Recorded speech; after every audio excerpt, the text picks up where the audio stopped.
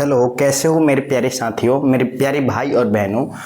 मैं आपको बता दूं कि यदि आप भी कक्षा 9th में पढ़ते हैं और 28 जून को आप मैथ का पेपर देने वाले हैं, तो मेरे भाई आपके लिए एक बेहद ही अच्छा अवसर लेके हम आए हैं, क्योंकि आपका जो मैथ का पेपर है ना वो आउट हो गया है और मैं उसी का डिस्कस आपके साथ करने वाला हूं इस वीडियो के तहत। मेरे भाई मैं आपको बता दूं कि यदि आप भी कक्षा 9th में अध्ययन कर रहे हैं ना, तो आप जो एग्जाम देने वाले हैं 28 जून को, उसका पेपर मैथ का आउट हो गया है और यही है उसका हम आपको सब्जेक्टिव बताने वाले हैं। ऑब्जेक्टिव जो है वो हमारे चैनल अपना ऑनलाइन क्लासेस पे ऑलरेडी डला हुआ है। अब हम आपको सब्जेक्टिव बताएंगे। मेरे भाई मैं आपको बता दूं कि कक्षा 9th का जो मैथ है ना, वो 28 जून का जो आपका पेपर होने वाला है, उसका ओरिजिनल क्वेश्चन पेपर आउट हो गया है, जिसका विषय कोड आपका 1 से 10 रहने वाला है मेरे भाई। और आपको मैथमेटिक्स में मैथमेटिक्स जो है आपका कंपलसरी होने वाला है। चलिए भाई, बिन देरी करते हुए इस लेक्चर को, इस वीडियो को स्टार्ट करें और आपको बताएं कि वो कौन से ऐसे प्रश्न हैं जो इस बार 28 जून को मैथ के कक्षा 9th के बच्चों से पूछा जाएगा। मेरे भाई आपको जो स्क्रीन पे दिख रहा है सब्जेक्टिव का आंसर जो है ना, वही है आपके इस बार का कक्षा 9th के बच्चों का सब्जेक्टिव का आंसर। मेरे भाई मैं आपको बता दूं कि आपका जो मैथ का प्रश्न होने वाला है ना, वो खंड अ और खंड ब में होने वाला है, जिसका हम आपको खंड अ का ऑब्जेक्टिव क्वेश्चन अपने चैनल अपना ऑनलाइन क्लासेस पे ऑलरेडी डाल चुके हैं। अब हम आपको बताने वाले हैं लघु उत्तरीय प्रश्न के बारे में कि कौन कौन से ऐसे लघु उत्तरीय प्रश्न हैं जो आपके कक्षा 9th के बच्चों से इस बार पूछे गए हैं। मेरे भाई मैं आपको बता दूं कि आपको सबसे पहले करना क्या होता है, जो खंड ब होता है ना, उसमें आपसे सबसे पहले लघु उत्तरीय प्रश्न पूछे गए होंगे, उसको सबसे पहले आपको बनाना होता है। लघु उत्तरीय प्रश्न संख्या 1 से 20 तक लघु उत्तरीय प्रश्न होंगे। किन्हीं 10 प्रश्नों का उत्तर प्रत्येक के लिए 2-2 अंक आपको निर्धारित किए गए हैं। मेरे भाई मैं आपको बता दूं कि सबसे फर्स्ट जो क्वेश्चन कक्षा 9th के बच्चों से इस बार पूछा गया है, वो पूछा गया है कि 3/5 और 4/5 के बीच परिमेय संख्याओं को ज्ञात करें।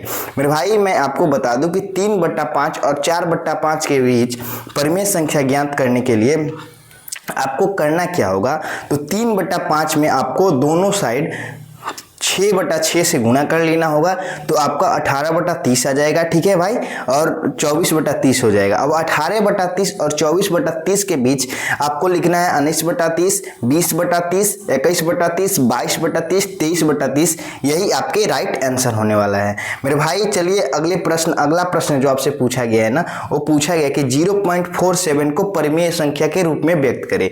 0.47 को परिमेय संख्या के रूप में व्यक्त करें। चलिए हम देखते हैं कि 0.47 को हम कैसे परिमेय संख्या के रूप में व्यक्त कर सकते हैं। 0.47 को व्यक्त करने के लिए सबसे पहले हम मानेंगे कि x बराबर 0.4777, इस समीकरण 1 मान लेते हैं। दोनों ओर 10 से गुणा करने पे, मेरे भाई दोनों ओर 10 से गुणा करने पे, तो x में भी 10 से गुणा करेंगे और 0.477 में भी 10 से गुणा करेंगे, तो 10x हो जाएगा और 4.777 हो जाएगा। ये हो गया आपका समीकरण 2। समीकरण और 1 और समीकरण 2 से 10x माइनस x बराबर 4, समीकरण 1 और समीकरण 2 से आपका हो जाएगा, दोनों x वाले को एक साइड और अंक वाले को एक साइड करेंगे, आपका हो जाएगा 9x बराबर 4.3, x बराबर हो जाएगा आपका 4.3/9 और x बराबर हो जाएगा आपका 43/90। यही आपका राइट आंसर होने वाला है। मेरे भाई अब आपको चौथा प्रश्न पूछा गया है, वो इस प्रकार सामने आपको स्क्रीन पे दिख ही रहा होगा कि 216 का 1/3 का मान ज्ञात करना है और 5 नंबर जो प्रश्न है वो √3 + 1/√3 का वर्ग निकालना है। मेरे भाई आपको सामने स्क्रीन पे आंसर दिख ही रहा है। ये रहा आपका 4 नंबर प्रश्न का आंसर और ये रहा आपका 5 नंबर प्रश्न का आंसर। मेरे भाई मैं अब अगले प्रश्न पे चलते हैं और अगला प्रश्न देखते हैं आपसे इस बार क्या पूछा गया है कक्षा 9th के बच्चों से।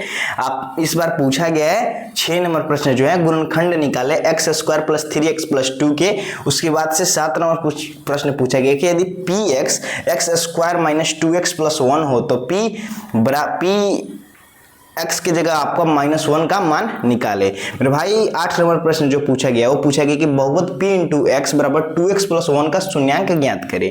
मेरे भाई मैं आपको बता दूं कि आपका जो 6 नंबर का आंसर होने वाला है वो ये होने वाला है x + 2 और x + 1 उसका आंसर आएगा, और जो 7 नंबर का प्रश्न होगा ना उसका आंसर आएगा 4, और जो 8 नंबर का प्रश्न है ना मेरे भाई उसका आंसर हो जाएगा आपका -1/2। चलिए विद्यार्थी जी आगे हम बढ़ते हैं और आगे देखते हैं आगे आपसे कौन से प्रश्न पूछे गए। आगे 12 नंबर प्रश्न पूछाया गया कि x³ + 1 को x + 1 से भाग देने पर शेषफल ज्ञात कीजिए। मेरे भाई x³ + 1 को x + 1 से भाग देने पे आपका जो शेषफल आएगा ना वो 0 हो जाएगा। ठीक है मेरे भाई, चलिए अब आगे देखते हैं कि आगे आपसे कौन से प्रश्न पूछे गए हैं। प्यारे बच्चों मैं आपको बता दूं कि आगे आपसे 16 नंबर जो क्वेश्चन है वो पूछा गया कि यदि समबाहु त्रिभुज की प्रत्येक भुजा की लंबाई x इकाई हो तो उसकी ऊंचाई ज्ञात करें। और आगे जो आपका 17 नंबर प्रश्न पूछा गया है वो पूछा गया कि यदि किसी समकोण त्रिभुज में सबसे छोटी तथा सबसे बड़ी भुजाओं की लंबाई क्रमशः 5 सेंटीमीटर तथा 13 सेंटीमीटर तो उसकी प्रमिति ज्ञात करें। मेरे भाई मैं आपको बता दूं कि सामने जो आपको स्क्रीन पे दिख रहा है वो 16 नंबर का आंसर होने वाला है, और आप अगले देखेंगे वो आपका ये होगा 17 नंबर का आंसर। जो राइट आंसर आपका आएगा 12 सेंटीमीटर, और उसकी प्रमिति जो हो जाएगी वो आपकी 30 सेंटीमीटर हो जाएगी। प्यारे बच्चों यदि आपको ये वीडियो अच्छा लगा है तो प्लीज मेरे इस चैनल को सब्सक्राइब कर दे और बेल आइकन प्रेस कर दे ताकि हर पल का नोटिफिकेशन आपको आसानी से मिलता रहे। प्यारे बच्चों यदि आप पहली दफा मेरे इस चैनल पे आए हैं तो प्लीज मेरे इस चैनल को सब्सक्राइब कर दीजिए और बेल आइकन प्रेस कर दीजिए। धन्यवाद, थैंक यू।